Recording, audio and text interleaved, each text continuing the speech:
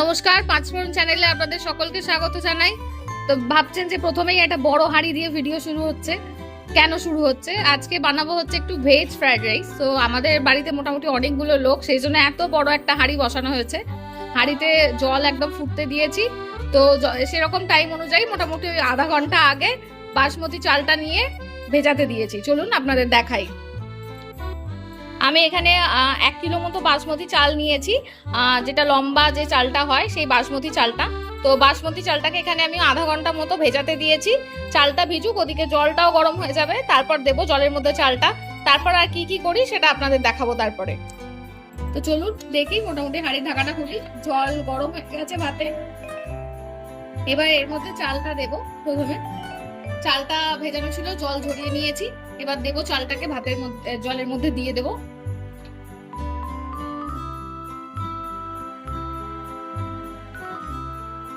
সমস্ত চালটা অ্যাড করে নেব। তো চালটাকে এবার জলের মধ্যে ভালো করে একটু নাড়িয়ে দেব। এবার এর মধ্যে দিয়ে দেবো কটা তেজপাতা,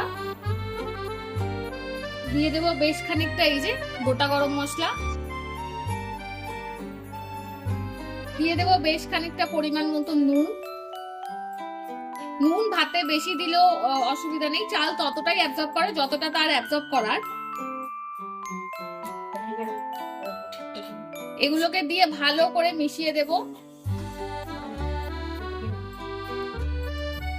এবার এর মধ্যে দেবো একটু লেবুর রস। লেবুর রসটা দেওয়ার কারণ তাহলে ভাতটা একদম সাদা সাদা হবে। আমি একটাই লেবু নিয়েছি, একটা লেবুর রস চিপে ভাতের মধ্যে অ্যাড করে দেবো। লেবুর রসটাকে ভাতের মধ্যে ভালো করে মিশিয়ে দিয়ে এবার চাপা দিয়ে চালটা ফুটতে দেব। তবে খুব বেশিক্ষণ এই ভাতটা হবে না, কারণ কি মোটামুটি 90% হয়ে গেলেই এরা নামিয়ে নিতে হবে। তো চলুন চাপা দিয়ে প্রথমে একটু ফুটতে দেব। তো আপনারা দেখতেই পাচ্ছেন ভাতটা আমার একদম ফুটে গেছে, মোটামুটি 90% হয়ে গেছে। এবার ভাতটাকে নামিয়ে ফ্যান ঝরাতে দেব। ভালো করে ফ্যান ঝরিয়ে নেব। ভাতের মধ্যে ফ্যান থাকলে কিন্তু ফ্রাইড রাইস ভালো হবে না। রাইসের চালটা যতক্ষণ ফুটছে ততক্ষণ আপনাদের দেখিয়ে দিই আমি রাইসের জন্য কি কি নিয়েছি। এখানে বেশ খানিকটা গাজর একদম সরু সরু করে কেটে নিয়েছি, একটু বিনস কেটে নিয়েছি ছোট করে, ক্যাপসিকাম কেটে নিয়েছি লম্বা লম্বা, একটু কাজু কিশমিশ নিয়েছি, আর আছে কড়াইশুঁটি। তো চলুন ওদিকে জলটা ফুটে গেছে, চালটা দিই আর আপনাদের দেখাই। তো ভাত তো ফ্যান ঝরানো হয়ে গেছে, এবার বাকি পদ্ধতিটা আপনাদের করে দেখাবো। তো প্রথমে কড়াই দেবো একটু সাদা তেল, বেশ খানিকটা সাদা তেল দেবো, যেহেতু আমার কাছে অনেকটা পরিমাণে ভাত আছে, অনেকটা সবজি ভাজতে লাগবে। তো দেবো সাদা তেল। সাদা তেলের সাথে যাতে স্বাদটা ভালো হয় তার সাথে সেই জন্য একটু মিশিয়ে দেবো ঘি, পরিমাণ মতো একটু ঘি অ্যাড করব, এতে স্বাদটা ভালো আসবে।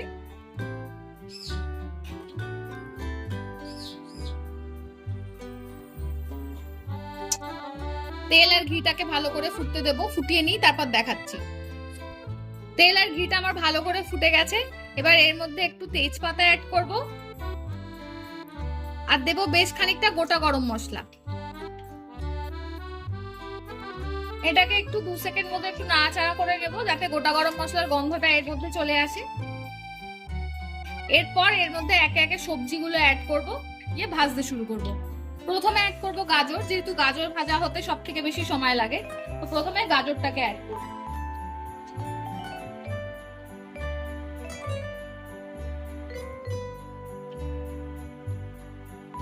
সমস্ত গাজরটাকে অ্যাড করে দিচ্ছি। এবার ভালো করে এটাকে ভাজবো, একটু ভেজে নিই তারপর আপনাদের দেখাচ্ছি। তো গাজরটা মোটামুটি ভাজা হয়ে গেছে, এবার এর মধ্যে বিনস গুলোকে অ্যাড করব। সমস্ত বিনস গুলোকে এর মধ্যে অ্যাড করে দেব। এবার বিনস গুলোকে অ্যাড করে এবার ভালো করে মিশিয়ে নিয়ে ভাজবো। যেহেতু গাজরের পর বিনসটা ভাজা হতে একটু টাইম লাগে, তাই বিনসটা দিলাম। তারপর দেবো ক্যাপসিকাম, আর সবার শেষে দেবো কড়াইশুঁটি। তো এটাকে এবার একটু ভালো করে ভেজে নেব। গাজর আর বিনস দিয়ে আমার মোটামুটি ভাজা হয়ে গেছে। এবার এর মধ্যে ক্যাপসিকামটাকে অ্যাড করে দেবো। ক্যাপসিকামটা দিয়ে বেশিক্ষণ ভাজতে লাগে না, যেহেতু ক্যাপসিকামটা খুব একটা ভাজা ভাজা হবে না, মোটামুটি নাড়াচাড়া করে নেব। সমস্ত কিছু দিয়ে আমার মোটামুটি একটা ভাজা হয়েছে। এবার এর মধ্যে সবার শেষে কড়াইশুঁটিটাকে অ্যাড করবো, পুরো কড়াইশুঁটিটাকে অ্যাড করে দেবো। এবার কড়াইশুঁটিটাকে ভালো করে মিশিয়ে নিয়ে নাড়াচাড়া করে নেবো। সমস্ত কিছু দিয়ে ভালো করে ভাজা হয়ে গেছে। এবার সবার শেষে একটুখানি কাজু কিশমিশ অ্যাড করব। কাজু কিশমিশটাকে আমি ভিজিয়ে রেখেছিলাম জলের মধ্যে, কেন কি শুকনো কাজু কিশমিশ ভাজলে না শক্ত হয়ে যাওয়ার চান্স থাকে, সেই জন্য একটু জলের মধ্যে ভিজিয়ে এর মধ্যে এবার অ্যাড করে একটুখানি কাজু কিশমিশ গুলোকে লাস্টে নাড়াচাড়া করে দেবো। সব শেষে এবার এর মধ্যে একটু নুন অ্যাড করব। নুনটা প্রথমেই দিইনি, কেন কি তাহলে সবজিগুলো না একদম সেদ্ধ সেদ্ধ মতো হয়ে যেত, ভাজা হয়ে গেলে ভাজার যে ক্রাঞ্চি নেই সেটা থাকতো না। এখন ওই জন্য ভাজা হয়ে যাওয়ার পর সব শেষে অ্যাড করলাম নুন। নুনটাকে দিয়ে এবার ভালো করে সমস্ত সবজিটা মিশিয়ে নেব। তো ফ্রাইড রাইসের সবজি আমার রেডি, চলো তারপর বাকিটা তোমাদের দেখাচ্ছি। তো আমার ফ্রাইড রাইসের সবজি মোটামুটি ভেজে নেওয়া হয়ে গেছে, এবার ভাতটা রেডি করব। তো সেম প্রসেস, তার জন্য প্রথমে কড়াই একটু সাদা তেল অ্যাড করলাম।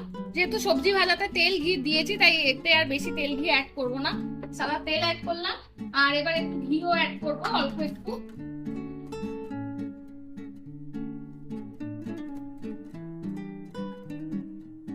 তেল আর ঘিটাকে এবার ভালো করে ফুটতে দেবো।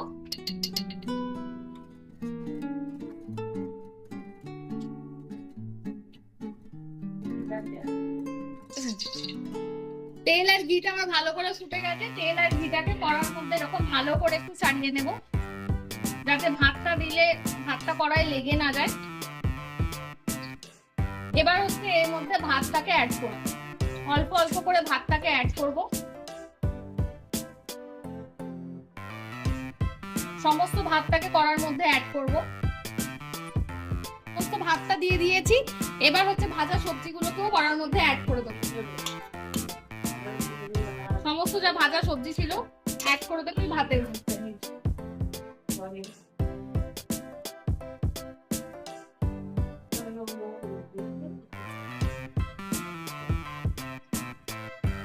আমাদের যেহেতু পরিমাণে বেশি, একটু নাড়াতে চাড়াতে অসুবিধা হতে পারে, কিন্তু আপনাদের কম করলে আশা করি অসুবিধা হবে না। এরপর এর মধ্যে দিয়ে দেবো পরিমাণ মতো নুন।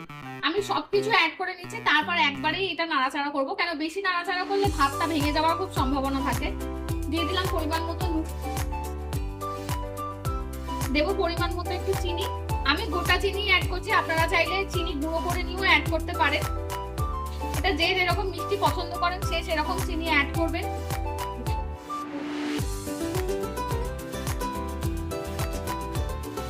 আর দেবো সামান্য একটু গোলমরিচের গুঁড়ো।